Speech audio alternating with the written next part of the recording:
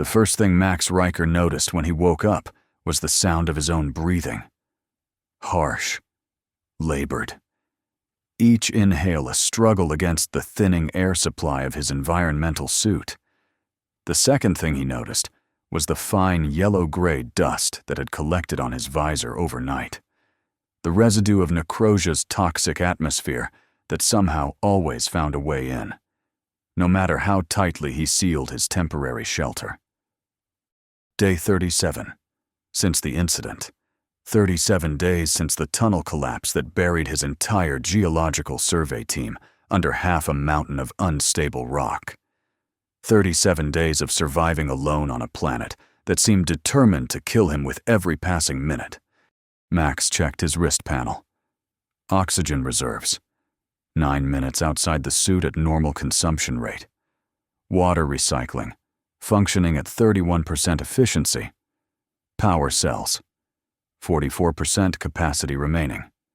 Another glorious morning on Paradise Planet, he muttered to himself, the habit of speaking aloud one of the few things keeping him sane in this desolation. Necrosia, officially designated Kepler 88b, but the mining crews had given it the more fitting name, a planet of death. Yellow-gray wastes stretched as far as the eye could see, interrupted only by jagged rock formations and the occasional acid storm that turned the sky a sickly orange. The atmosphere was a cocktail of sulfuric compounds, nitrogen oxides, and a dozen other chemicals that would dissolve human lungs in minutes. The planet's only redeeming feature was the vast deposits of rare minerals that had brought interplanetary resources here in the first place, and now brought Max Riker to his death. He knew the company protocol. Rescue missions were expensive. Risk assessments would be running continuously back at headquarters, calculating his survival odds against the cost of a retrieval operation. With communication equipment destroyed in the collapse, they probably assumed he was already dead. Just another casualty in humanity's relentless push to colonize the stars. Max crawled out of his makeshift shelter, little more than a reinforced tarp stretched across a natural rock alcove, and surveyed the landscape. The same bleak vista that had greeted him for over a month. His survey vehicle had been rendered useless when a particularly violent acid rain shower had eaten through its power coupling 3 weeks ago. Since then, he'd been making his slow way towards Survey Base Alpha, knowing it was probably a futile journey. The base was still over 80 kilometers away, and at his current pace and with diminishing supplies, the math was simple and brutal. He wasn't going to make it. Still, Max had never been one to sit and wait for death, so he gathered his meager supplies, checked the seals on his environmental suit, and prepared for another day of struggle against an indifferent planet. It was around midday, the weak sunlight filtering through the perpetual haze of toxic clouds, when Max saw it. At first, he thought it was a mirage, a hallucination born of oxygen deprivation and isolation. A glint of metal, incongruous against the dull yellow-gray landscape. Something that shouldn't be here. Curiosity overrode caution. He altered his course, heading toward the anomaly. As he drew closer, his disbelief only grew.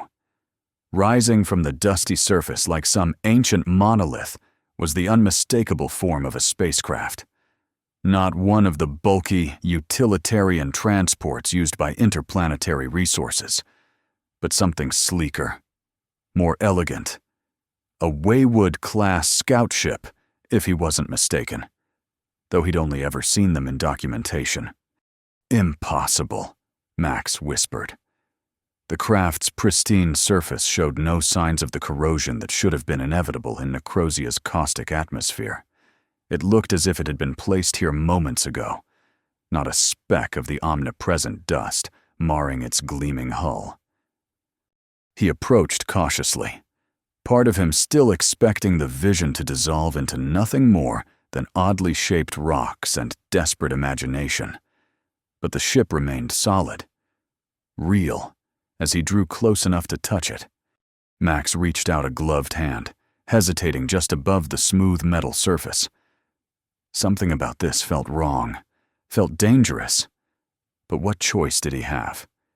His current path led only to a slow, suffocating death. His fingers made contact with the hull. The effect was immediate and startling. A soft blue light began to pulse beneath his fingertips, spreading outward in concentric circles. A seam appeared in what had seemed like seamless metal, widening into an entrance. And then, most shocking of all, a voice.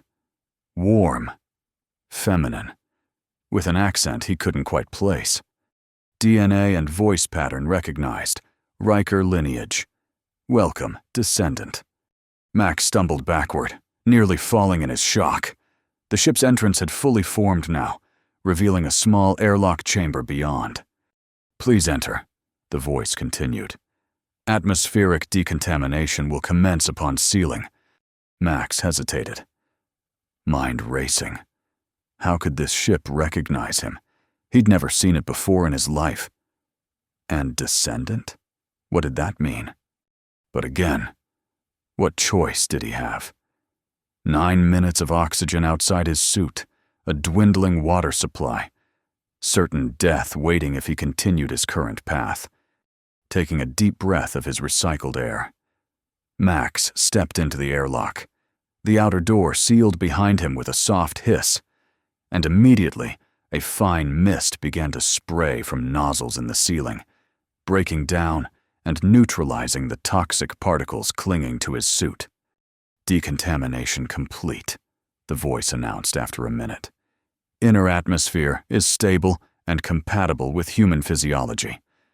You may remove your helmet if desired. The inner door slid open, revealing a compact but well-appointed cabin. Soft lighting illuminated a control console, what appeared to be a sleeping area, and various storage compartments. It was nothing like the utilitarian interiors of company ships. Max kept his helmet on. Trust only went so far, especially when dealing with mysterious spacecraft that shouldn't exist. Identify yourself, he demanded. I am Continuity, Artificial Intelligence and Operating System of Federation Scout Vessel Wayfinder.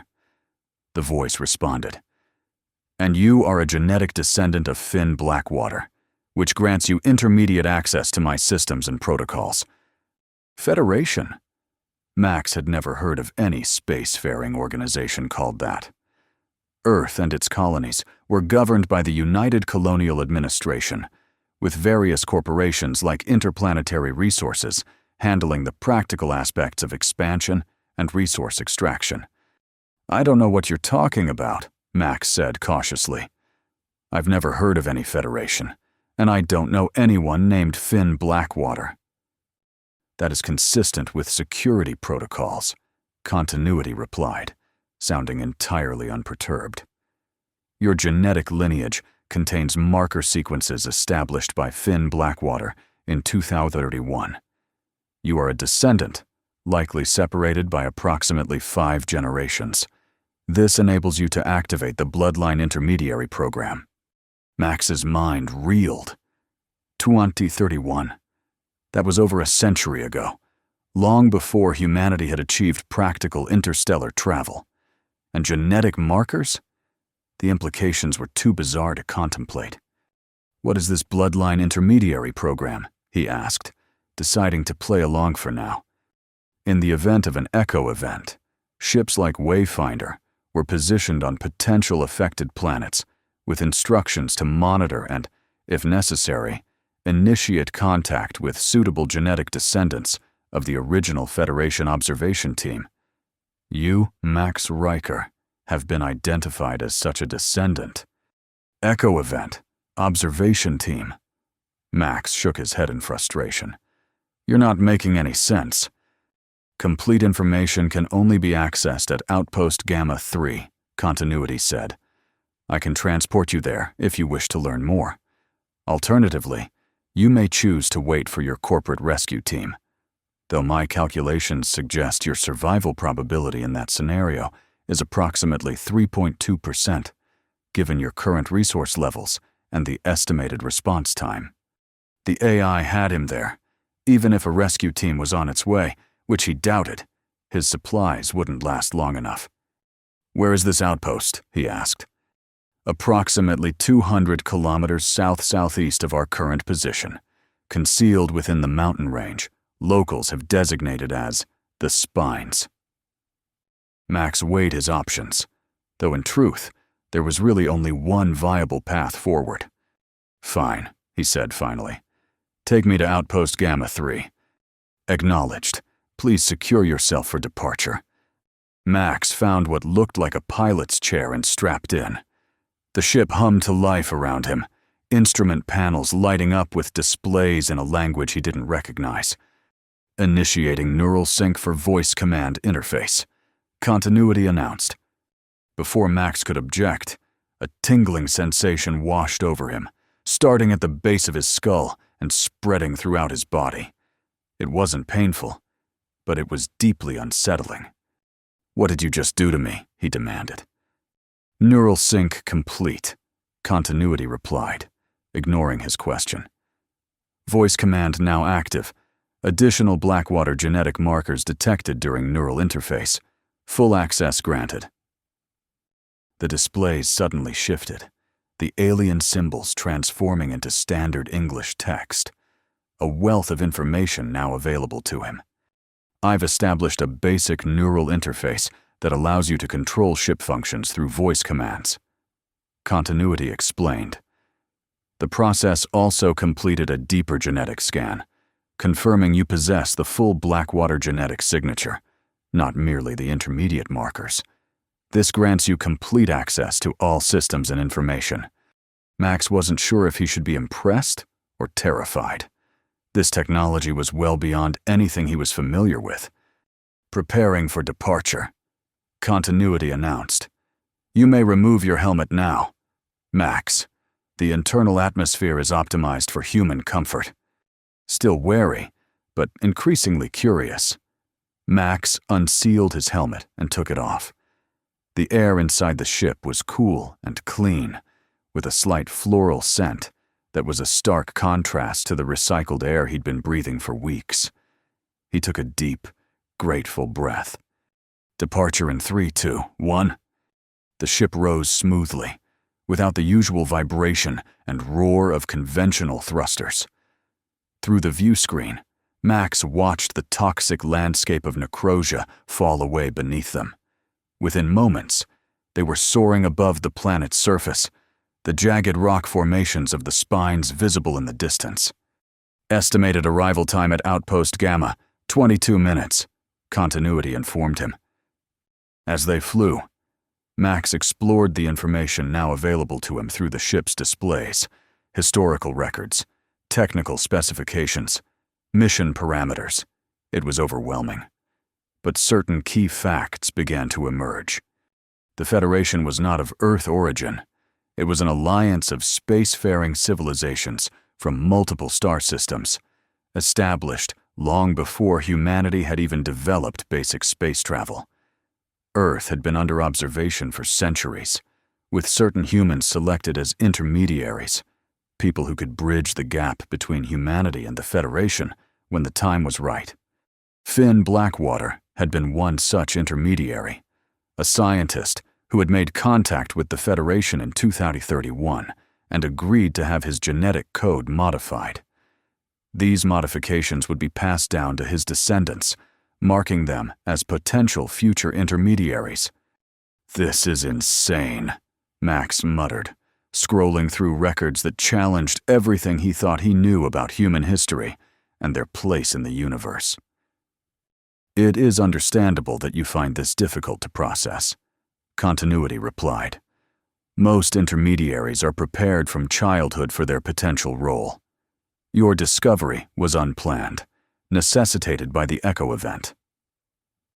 "You keep mentioning this Echo event. What exactly is it?" "Full details will be provided at Outpost Gamma 3. We are approaching now." Max looked up from the displays to see they were descending toward a particularly rugged section of the Spines. There was no visible structure, just the same barren rock that characterized the rest of Necrosia. "I don't see any outpost," he said. "It is concealed," Continuity replied simply. As they drew closer, a section of what appeared to be solid rock shimmered and disappeared, revealing a hangar bay carved into the mountain itself. The ship glided into this hidden space, settling gently onto a landing pad.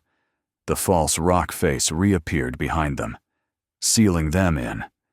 "Welcome to Outpost Gamma 3, Continuity announced. "The facility AI, Nexus, will provide you with full briefing and equipment." The ship's exit hatch opened, revealing a pristine corridor beyond. Max stood hesitantly, still trying to process everything that had happened in the last hour. "Go ahead," Continuity encouraged. "Nexus is expecting you." Taking a deep breath, Max stepped out of the ship and into the corridor. The air here was similar to that inside the Wayfinder. Clean, slightly floral, perfectly comfortable for human physiology. The corridor was illuminated by the same soft blue light that had first appeared when he touched the ship's hull. He followed the corridor as it curved deeper into the mountain, eventually opening into a large circular chamber. The walls were lined with displays and control panels, and at the center stood a holographic projection of what appeared to be Necrosia itself, slowly rotating. "Welcome, Max Riker." A new voice greeted him, deeper than Continuity's, but with the same unplaceable accent. "I am Nexus, administrator of Outpost Gamma 3. A humanoid figure materialized beside the planetary hologram, tall, androgynous, with features that seemed to shift subtly as Max looked at them. "I understand you have questions," Nexus continued, "about the Echo event, about your lineage, about why you are here." "That's an understatement," Max replied. "Let's start with the basics. What is this place, really? And what is an Echo event?" Nexus gestured, and the holographic display changed, showing two planetary systems side by side. Outpost Gamma 3 is a Federation monitoring station, established to observe and, if necessary, mitigate the effects of dimensional breaches. What you call Necrosia, Kepler 88b, exists in a state of quantum flux due to such a breach that occurred approximately 70 Earth years ago. The hologram zoomed in on the planet, showing what appeared to be a ripple effect spreading across its surface. An echo event occurs when realities bleed into one another, Nexus explained. In this case, a parallel version of this planet, one teeming with life and atmosphere, began to overlap with the version in your reality. The result was catastrophic for both versions. The overlap created a toxic feedback loop, killing the parallel version and creating the deadly environment you experience here. Max stared at the simulation, watching as a green, vibrant planet transformed into the toxic wasteland he knew. "So Necrosia wasn't always like this?" he asked. "No. In your original timeline, it was simply a barren rock, inhospitable, but not actively toxic. The dimensional breach created the current conditions, a planet caught between realities, slowly killing itself." "And what does this have to do with me, with this Blackwater bloodline?" Nexus's form shifted again, becoming slightly more masculine, more human. The Federation operates under strict non-interference protocols in developing systems. However, exceptions exist for existential threats. Dimensional breaches qualify as such. Your ancestor, Finn Blackwater, was one of several humans recruited to serve as intermediaries, bridges between humanity and the Federation when direct intervention becomes necessary. "Why not just contact Earth's governments directly?" Max asked. Historical data suggests that sudden, official first contact with advanced civilizations often leads to societal disruption, religious crises, and potentially violent reactions. Nexus replied, "The intermediary program allows for gradual, controlled introduction of Federation existence through trusted individuals." Max paced around the chamber, trying to absorb everything he was being told. "So what exactly am I supposed to do? Why was I brought here?"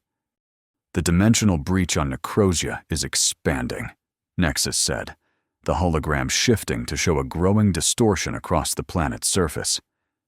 "Left unchecked, it will eventually affect Earth and other human colonies.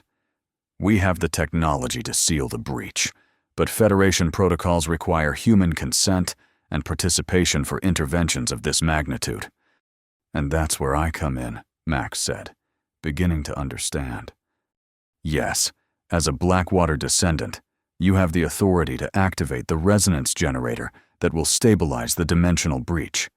This requires the placement and activation of 7 amplification nodes at specific locations around the planet." Max laughed bitterly. "So you want me to trek across this death trap of a planet, placing your technology at 7 different spots? With my current supplies, I wouldn't make it to even 1.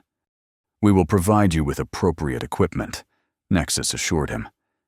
"An enhanced environmental suit, sufficient supplies, and transportation for distances beyond practical walking range."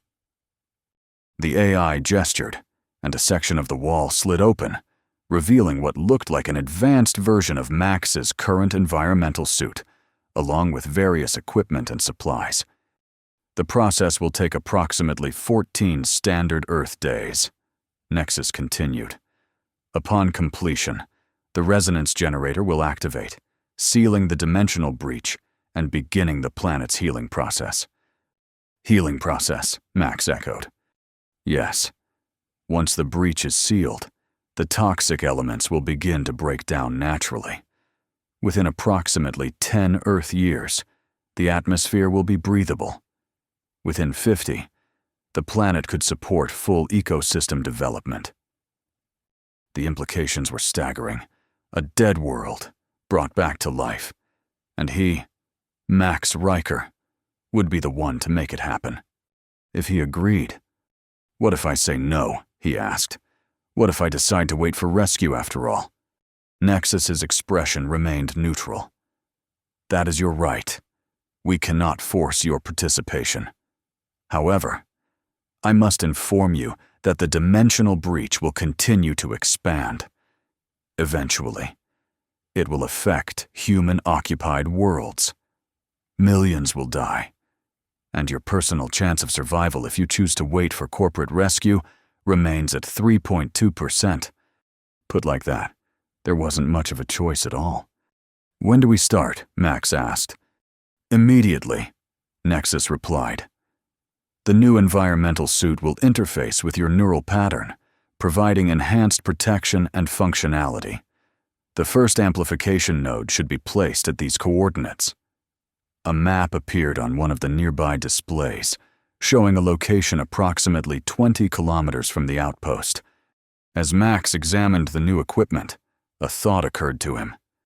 "You said the Federation has strict non-interference protocols. How does all of this, not qualify as interference?" Nexus's form shifted again, becoming more feminine in aspect. "The Federation distinguishes between interference and protection. We do not intervene in natural, cultural, or technological development. We do intervene to protect species from extinction-level threats beyond their capability to address, particularly when those threats involve cross-dimensional contamination that we are uniquely positioned to mitigate." It seemed like a convenient distinction to Max, but he was in no position to argue Federation ethics. His immediate concern was survival. His own, and apparently, eventually, Earth's. "I'll need time to familiarize myself with the new equipment," he said. "Of course," Nexus agreed. "Rest, eat, prepare. The deployment cycle can begin tomorrow. Your genetic authentication allows you full access to the outpost's facilities. Food. Rest. basic needs that had become luxuries over the past 37 days.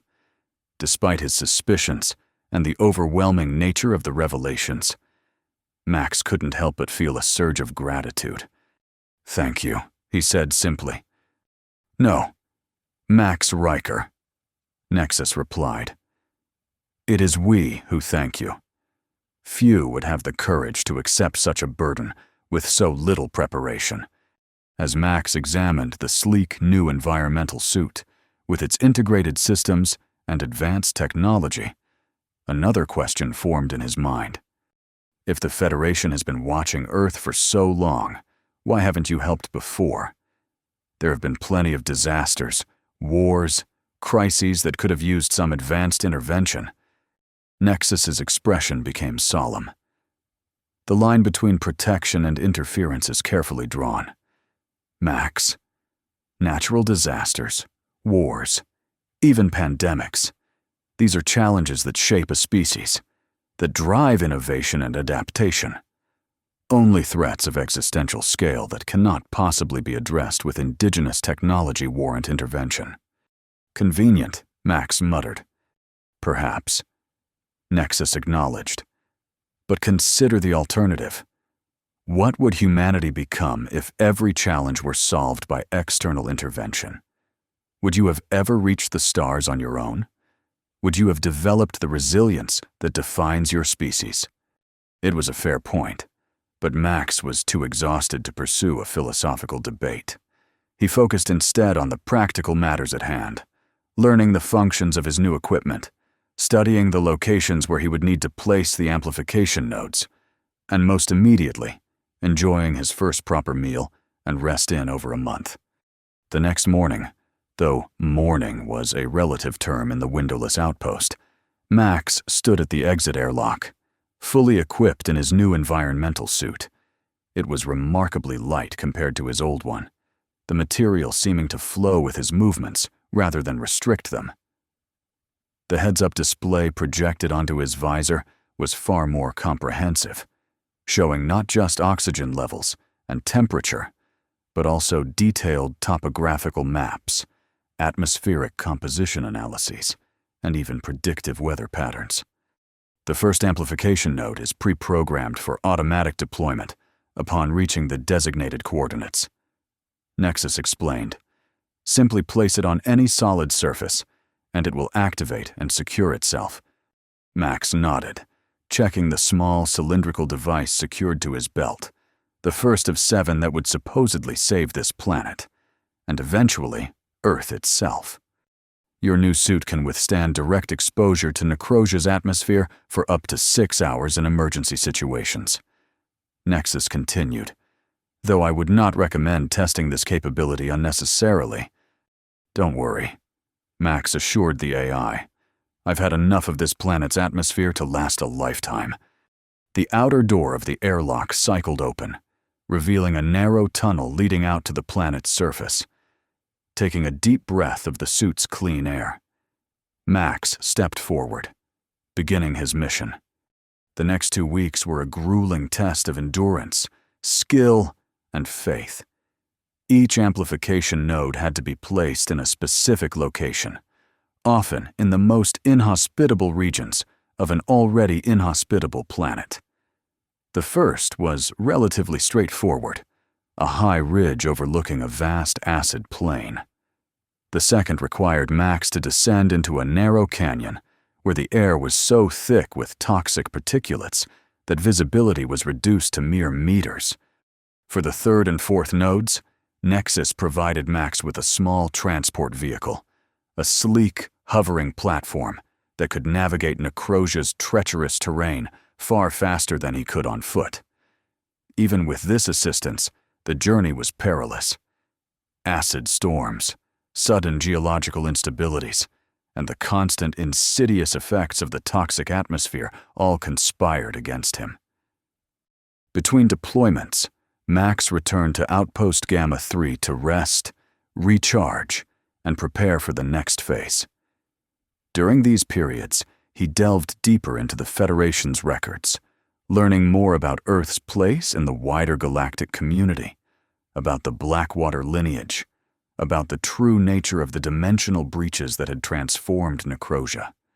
Why hasn't the Federation shared this knowledge with humanity? He asked Nexus during one such rest period. The existence of parallel realities, of other spacefaring civilizations. This is information that could transform our understanding of the universe. And that transformation would come at what cost? Nexus countered. History suggests that societies often fracture when confronted with paradigm-shifting revelations. Religious structures collapse, political systems destabilize, cultural identities dissolve. The Federation's approach is gradual integration, allowing societies to maintain stability while absorbing new cosmic truths. It still feels paternalistic, Max argued, making decisions for humanity without our input. Is that not what you yourself are doing right now? Nexus asked pointedly. Deciding to seal the dimensional breach, to transform this planet, without consulting your corporate superiors or Earth's governments? The AI had him there. Max was making unilateral decisions that would affect countless lives, based on his judgment of what was right and necessary. Was that so different from what the Federation was doing on a larger scale? The fifth node proved the most challenging yet. It needed to be placed at the bottom of a deep crevasse that had formed at the epicenter of the dimensional breach. The toxic concentration there was so intense that even Max's advanced suit could only provide protection for a limited time. As he carefully made his way down the sheer rock face, using the suit's enhanced maneuvering capabilities, Max's thoughts turned to the parallel Necrosia, the verdant world that had briefly overlapped with this one, creating the toxic hellscape he now navigated. Had there been life there? Intelligence? A civilization that was destroyed when the realities collided? Nexus had been vague on this point, speaking only of ecosystem disruption and energy transfer patterns. But Max couldn't help wondering if he was walking through the graveyard of an entire world. The bottom of the crevasse was eerily still. No wind penetrated this deep, and the toxic clouds above filtered the sunlight to a dim, greenish glow. Max's sensors showed atmospheric toxicity at levels that would dissolve his old suit in minutes. Even his advanced Federation technology was beginning to show strain, with warning indicators suggesting he had less than 30 minutes before system degradation became critical. Working quickly, he secured the fifth amplification node to the rock face, watching as it burrowed slightly into the surface, lights pulsing as it established its connection to the growing network. Node 5 is active, he reported, the communication system carrying his voice back to Nexus at the outpost. Heading back up now. Excellent work, Max, the AI responded. Your vital signs indicate elevated stress. Please proceed with caution during your ascent. Max didn't need the reminder. His heart was pounding, sweat beading on his forehead despite the suit's cooling systems. The climb back up was arduous, his muscles burning with the effort. But the alternative, being trapped at the bottom of the crevasse as his suit failed, was powerful motivation. He reached the top with 12 minutes of viable protection remaining, collapsing onto the transport vehicle with relief. As it automatically began the journey back to Outpost Gamma 3, Max watched the toxic landscape scroll past, seeing it with new eyes.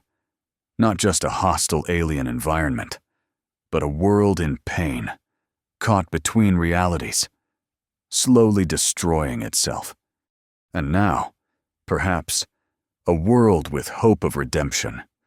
The sixth node deployment was less physically demanding, but brought its own unique challenge. It needed to be placed on a floating island of rock, one of several that hovered mysteriously above a vast basin of churning toxic clouds. These floating formations were another result of the dimensional breach, caught in a gravity anomaly that defied conventional physics. Reaching the island required precise navigation of the transport vehicle, pushing it to the limits of its capabilities. One wrong move, One miscalculation, and Max would plummet into the caustic clouds below. As he secured the 6th node, a distant rumble caught his attention. Looking up, he saw a sight that made his blood run cold, a massive windstorm approaching from the east. These catastrophic weather events, named for their dark reddish color, were among the deadliest phenomena on Necrosia, capable of stripping flesh from bone in seconds. "Nexus, I've got a Category 4 windstorm heading my way," Max reported urgently. "ETA maybe 10 minutes. "Acknowledged," the AI responded, voice as calm as ever. "The transport vehicle is equipped with emergency protocols for such events. Return to it immediately and activate the storm shelter function." Max ran back to the vehicle, the floating island already beginning to shudder as the storm's outer bands reached it. The transport responded to his voice command, transforming itself, panels extending, creating a sealed cocoon around him just as the first violent gusts hit. Inside his double layer of protection, the suit within the transport shelter, Max could still feel the savage force of the storm. The vehicle rocked dangerously, anchoring systems straining to keep it secured to the floating island. Through small viewports, he watched as the air itself seemed to turn to fire, the toxic chemicals in Necrosia's atmosphere igniting in the extreme conditions created by the windstorm. For 3 terrifying hours, Max endured, wondering if his luck had finally run out. But the Federation technology held, and eventually, the storm passed, leaving behind an even more devastated landscape. "That was too close," he muttered as he emerged from the shelter, surveying the scorched surface of the floating island. Indeed, Nexus agreed through the communication link. "The dimensional instability is increasing. The breach must be sealed soon, or such storms will become more frequent and more severe." Only one node remained, the final piece that would activate the resonance generator and begin the healing of Necrosia. Its designated location was perhaps the most symbolically appropriate, a high peak overlooking the original mining operation that had brought humans to this planet in the first place, the very location where Max's team had been lost. The journey there was subdued. Max had come to understand the gravity of what he was undertaking, not just saving himself, not just potentially saving Earth from future contamination, but participating in something truly cosmic in scale. The restoration of a world, the sealing of a wound in reality itself. As the transport vehicle brought him to the base of the mountain, where his colleagues were entombed, Max felt a complex mix of emotions: grief for those lost, determination to complete his mission, and an odd sense of purpose that transcended his original role as a simple geological surveyor. The climb to the peak was challenging but not impossible in his enhanced suit. As he ascended, Max reflected on how much had changed in the 2 weeks since he'd discovered the Wayfinder. From a man resigned to death to one entrusted with the fate of worlds, the peak offered a commanding view of the surrounding terrain, the mining facility below, the distant outline of the spines where Outpost Gamma 3 was hidden, the vast toxic plain stretching to the horizon, all of it bathed in the sickly light filtering through Necrosia's poisoned atmosphere. "This is it," Max said, removing the final amplification node from his belt. "The 7th node. What happens after I place it?" "You must return to the outpost," Nexus instructed. "There, you will activate the resonance generator by reciting the Blackwater Acknowledgement." "The what?" "A phrase passed down through your genetic lineage, a final security measure ensuring only a true Blackwater descendant can activate the system."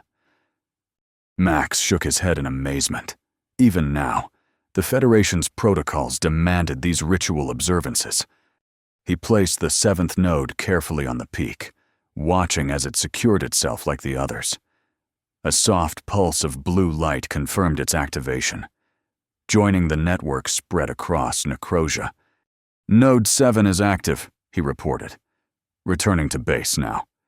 The journey back to Outpost Gamma 3 was tense with anticipation.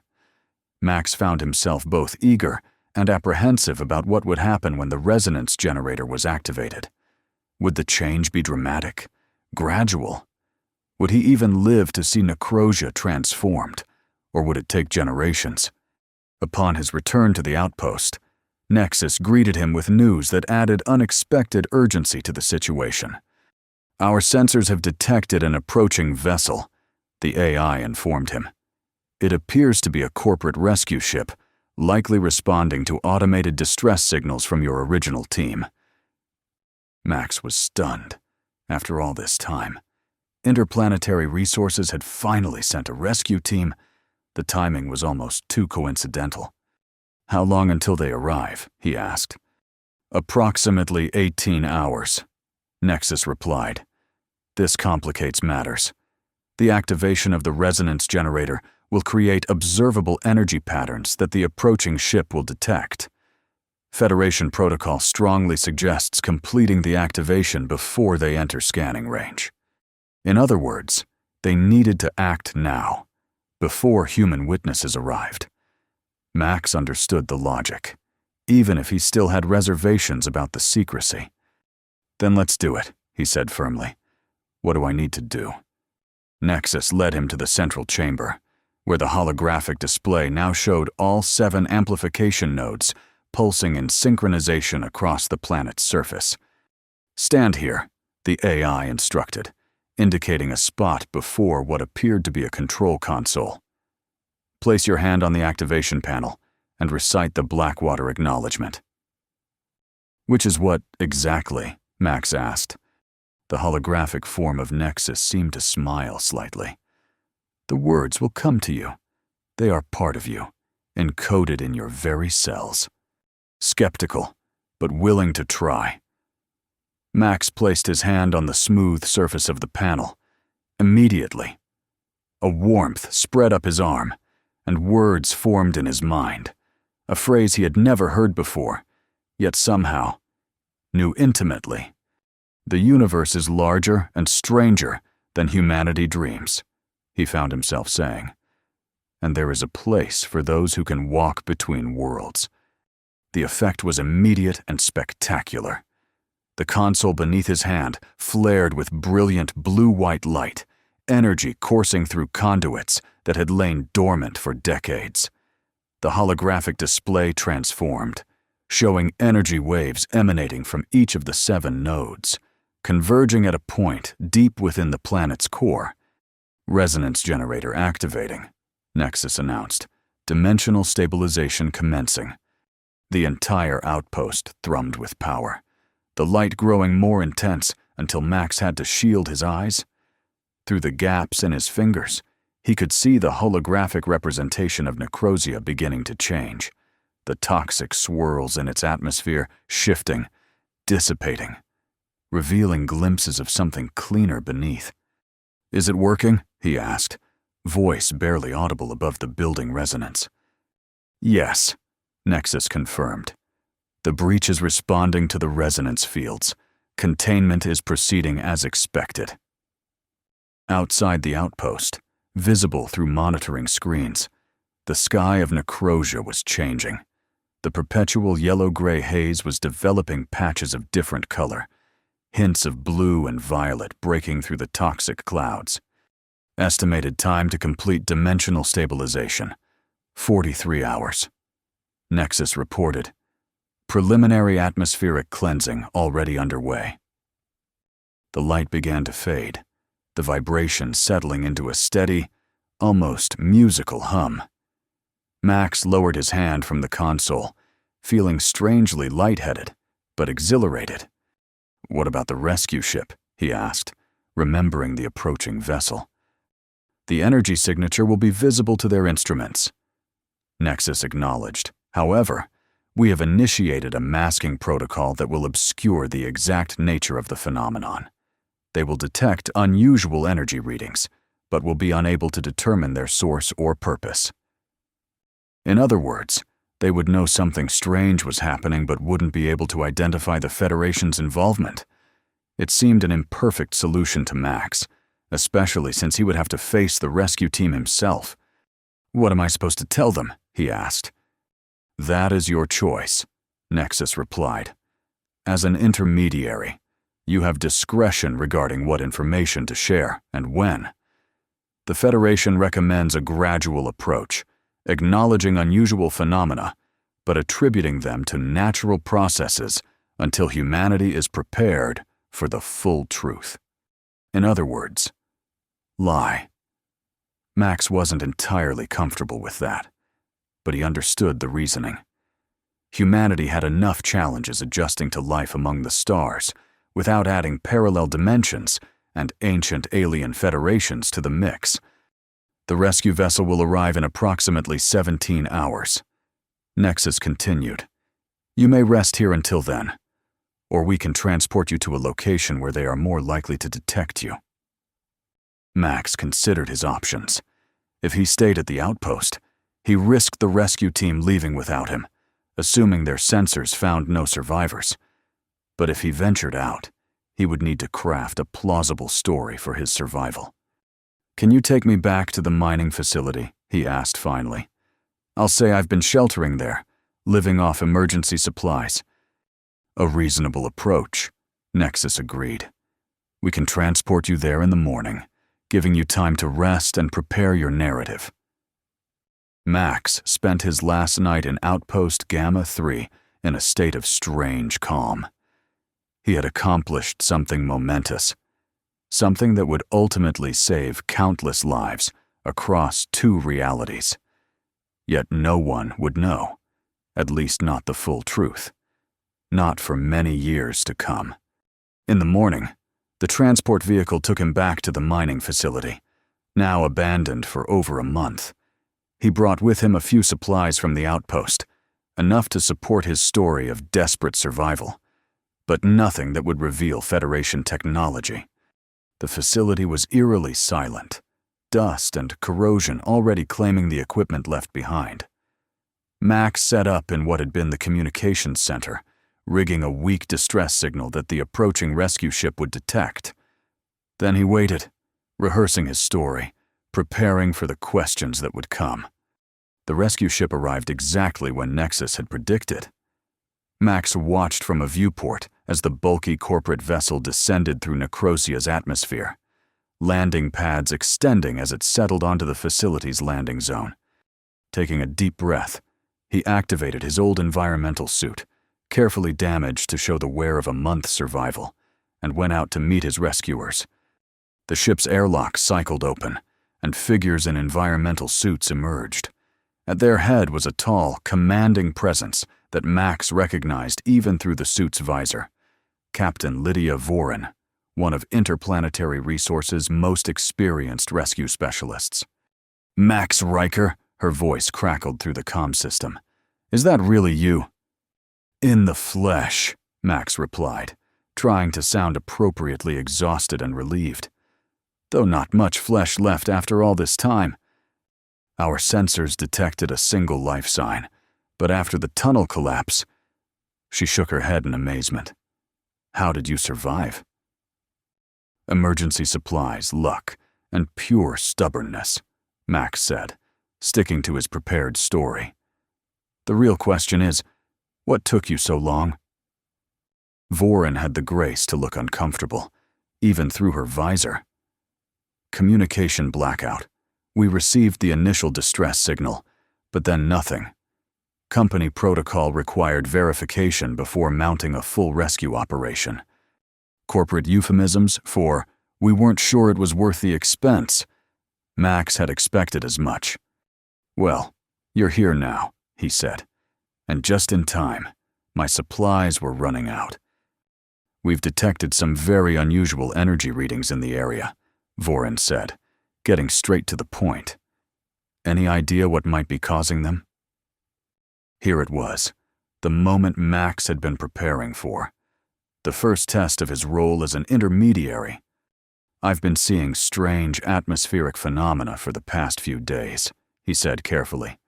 Lights in the sky, unusual storm patterns. I thought it might be hallucinations from oxygen deprivation at first, but they've persisted. Vorin studied him intently. Our science officer says the readings are consistent with some kind of atmospheric cleansing process, but that's impossible on a planet like Necrosia. Is it? Max countered. We know so little about this planet's full ecological cycles. Maybe there's some natural correction mechanism we haven't documented yet. It was a weak explanation, but it planted the seed. The idea that what was happening might be natural rather than artificial. From Vorin's expression, she wasn't entirely convinced. But she also had no better explanation to offer. We should get you aboard, she said finally. Medical needs to check you out, and headquarters will want a full debrief. Actually, Max said, I'd like to request an extension of the survey mission. Vorin stared at him in disbelief. You want to stay? After everything you've been through? Just for 72 hours, Max clarified. These atmospheric changes could represent a significant scientific discovery.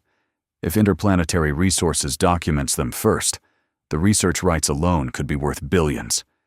He was appealing to corporate greed, knowing it was his best chance of buying time for the resonance generator to complete its work. If the company thought there was profit to be made, they might grant his request. Vorin considered this for a long moment. I can't authorize that unilaterally.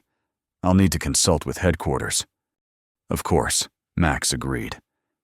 In the meantime, could your team spare some oxygen and water? I'd like to conduct some preliminary observations while you're deliberating. It was a reasonable request, and one that Vorin granted readily. She returned to the ship to communicate with company leadership, leaving Max with a security officer who provided him with fresh supplies. As they waited, Max observed the sky above the facility.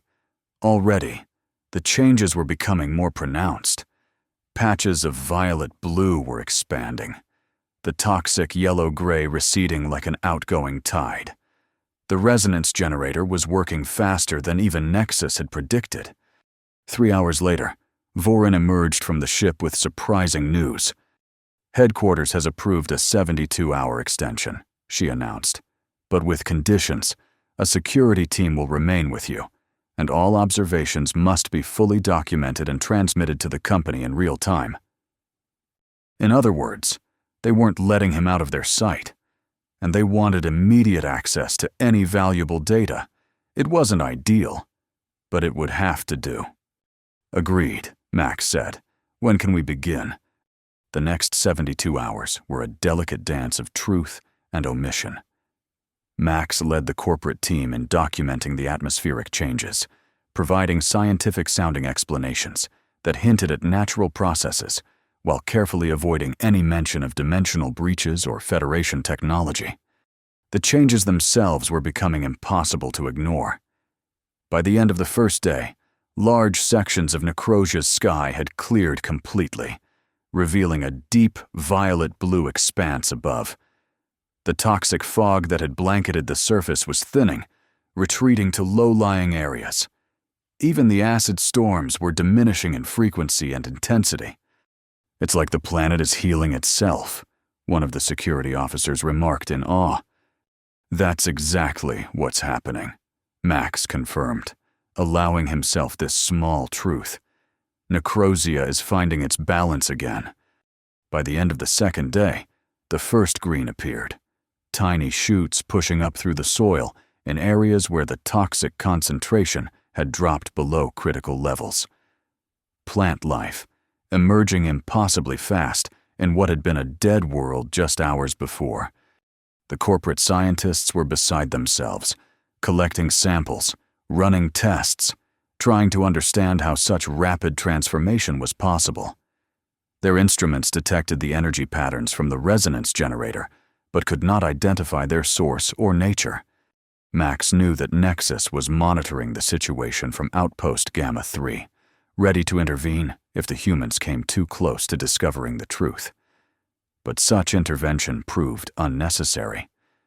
The corporate team was so focused on the what of the transformation that they had little time to investigate the why or how.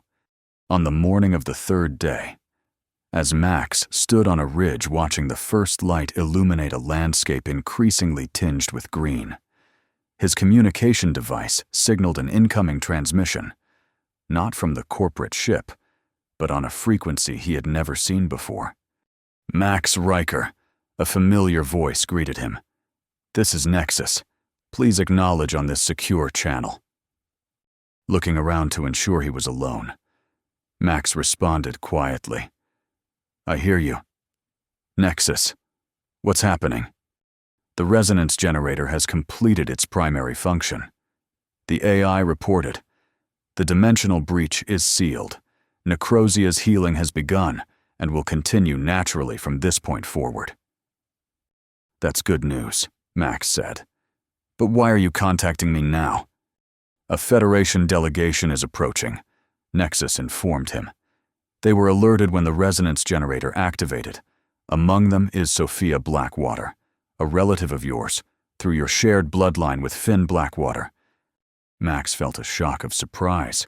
"A relative? Here?" "Yes.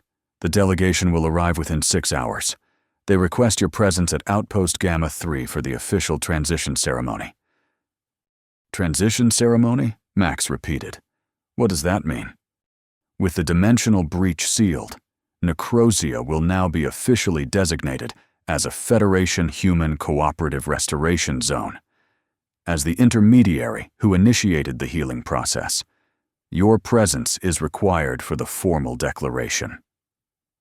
Max glanced back toward the mining facility, where the corporate team was preparing for another day of research. "I'm being watched pretty closely here. I'm not sure I can slip away." "We have arranged a diversion," Nexus assured him. "In approximately 30 minutes, unusual energy readings will appear 15 kilometers west of your current position. The corporate team will undoubtedly investigate. During this time, a transport will arrive to bring you to the outpost." It was all moving so fast. Just days ago, Max had been a dying man on a toxic planet. Now he was preparing to meet aliens and long-lost relatives at a secret base. "I'll be ready," he promised. The diversion worked exactly as Nexus had predicted. When the corporate instruments detected the energy spike, Captain Voran organized an immediate expedition, leaving only minimal security at the facility. Max, claiming exhaustion, stayed behind, and then slipped away to the rendezvous point where the Federation transport awaited. This vehicle was different from the one he had used before, larger, more elegant, clearly designed for diplomatic rather than utilitarian purposes.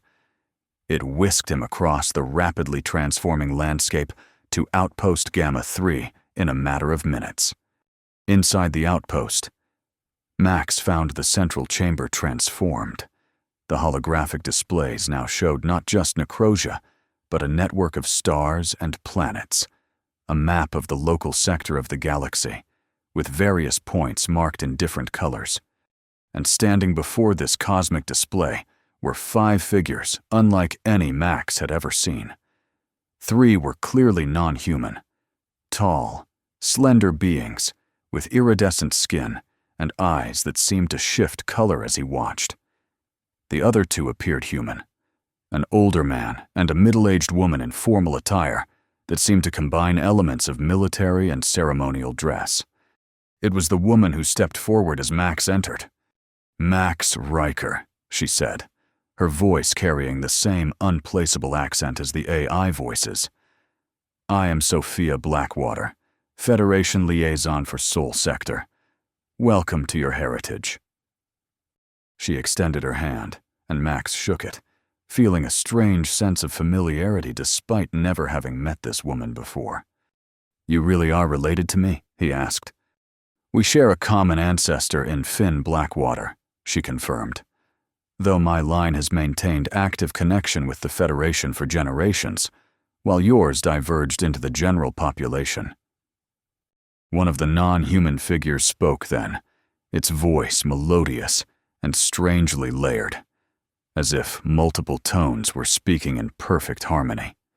"The intermediary has performed the great healing," it said. "Nexus has shared the records of your actions. Max Riker. Few would have shown such courage and adaptability." Nexus's holographic form appeared beside the visitors. "May I present Ambassador Eliron of the Centauri, First Speaker Thalvik of the Myriad, and Architect Zenzara of the Lumen Conclave. All are founding members of the Federation Council, actual aliens, standing before him, speaking to him as an equal.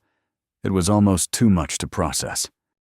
The sealing of the dimensional breach on Necrosia represents a significant achievement," Sophia continued, "not just for the planet itself, but for the stability of this entire sector.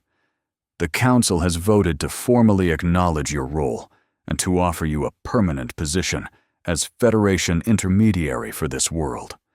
"What exactly would that entail?" Max asked, still trying to absorb everything that was happening.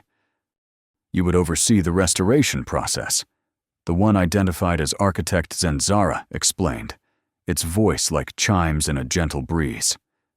"And eventually, you would guide the establishment of formal relations between humanity and the Federation, using Necrosia as the first official point of contact.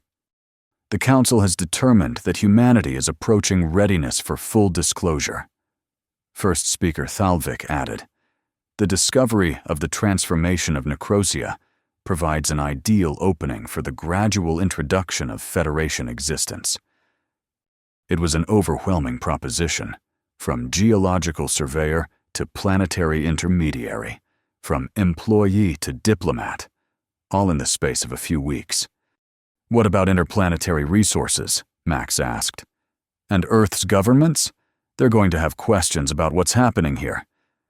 "The official explanation will be a Level 2 disclosure," Sophia explained. "Confirmation of parallel reality theory and non-terrestrial influence without full revelation of Federation history or extent. This will allow humanity to begin adjusting to cosmic truths without overwhelming societal structures. In other words, a partial truth, enough to explain the transformation of Necrosia, but not enough to reveal the full scope of the Federation's presence or humanity's place in the galactic community." "And if I accept this role," Max said slowly, "I would be part of this gradual disclosure?" "You would be its primary architect," Ambassador Eliron confirmed. "The face of first contact, chosen not by chance, but by the convergence of bloodline and circumstance." It was a destiny Max had never imagined for himself. Yet standing here, among these beings, in this hidden outpost on a planet being reborn, it felt strangely right, as if his entire life had been preparing him for this moment, without his knowledge. "I accept," he said finally. "I'll stay and see this through." The ceremony that followed was brief, but profound. Max recited the Blackwater acknowledgement again, this time with full understanding of its meaning. Each of the Federation representatives presented him with symbolic gifts: technology, knowledge, authority, officially recognizing his status as intermediary. When it was complete, Sophia took Max aside for a more personal conversation. "There's something you should know," she said quietly. The discovery of the Wayfinder ship was not entirely by chance. When the dimensional breach began to expand rapidly, the Federation Council activated emergency protocols. All intermediary bloodlines were traced, and those nearest to Necrosia were subtly guided toward discovery. "You're saying I was manipulated into finding the ship?" Max asked, feeling a flicker of resentment. "Influenced, not manipulated," Sophia corrected gently. "Your mining accident was genuine. Your survival was your own achievement. But when you began your desperate journey across the surface, certain navigational cues were provided, atmospheric patterns. geological formations that would naturally draw you toward the ship's location. It was a subtle distinction, but an important one. His actions, his decisions, had still been his own. The Federation had merely ensured he had the opportunity to make them. "I understand," he said after a moment, "and I'm still committed to this path." "Good," Sophia smiled, "because there is much work to be done. The corporate team will be returning to the facility soon, and they will have many questions about your absence." The next few days were a whirlwind of diplomacy, explanation, and careful revelation. Max returned to the mining facility with a simplified account of his discovery, a hidden research outpost, established by an advanced research collective decades earlier, technology capable of atmospheric restoration, and his role in activating it. Captain Voren was skeptical, but could not deny the evidence before her eyes. Necrosia was transforming. The toxic hellscape was giving way to a world of increasing beauty and habitability. Whatever had caused this miracle, it was real and undeniable. "The company will want to claim this planet," she warned Max. "If it's becoming habitable, the mining rights alone are worth trillions." "The situation is more complex than that," Max replied carefully. "The technology involved has introduced certain jurisdictional questions. I've been in contact with the researchers responsible. They're willing to negotiate shared access, but corporate ownership is off the table." It was a delicate balancing act, revealing enough to establish boundaries without triggering corporate aggression or governmental panic. Max found himself drawing on diplomatic skills he never knew he possessed, perhaps another gift of his Blackwater heritage. In the end, a preliminary agreement was reached. Interplanetary Resources would maintain limited mining operations in designated areas. The Research Collective, in reality, the Federation, would oversee the restoration process, and Max Riker would serve as the official liaison between the two entities. It was just the beginning of a much longer process, one that would eventually lead to humanity's full integration into the galactic community. But it was a solid first step. 1 month after the activation of the resonance generator, Max stood on the same ridge where he had placed the final amplification node. The view before him was transformed. Where once there had been only toxic waste and barren rock, now stretched a valley of vibrant growth, alien vegetation reclaiming the land, small pools of clean water gathering in natural basins, even the first insects buzzing through air that was increasingly breathable. A world reborn, a planet stepping back from the brink of eternal death. Sophia Blackwater stood beside him, having officially joined the Necrosia Restoration Project as the Federation's senior representative. "It's beautiful," she said softly. "I've overseen many world healings, but each one remains miraculous." "Will it last?" Max asked. "The healing?" "Yes," she assured him. "The dimensional breach is sealed completely. The process is self-sustaining now. In 50 years, Necrosia will be a garden world, capable of supporting full human settlement and serving as humanity's first official Federation embassy." Max smiled at the thought. From the planet of death to the cradle of a new era for human civilization, the symmetry was poetic.